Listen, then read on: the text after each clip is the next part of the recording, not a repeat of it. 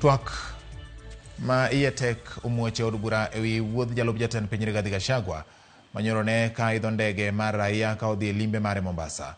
Moko kuom jood bura penjo gimomiyo mano timore ka bajet oket tenge kendo keto tenge omenda mar siro wuodhe mag jalup jatend piny. Moko kuom jood bura to seyo Gachagua ka giwacho ni mano en mana manyo yore mondo mi jopiny onene lit.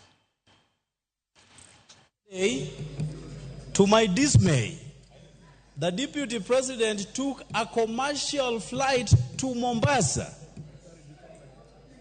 and was hauling his own bag, getting into the aircraft, Honorable Speaker. Only the President and the First Lady, the President as Commander-in-Chief, since we don't have a Deputy Commander-in-Chief, has access to military aircraft.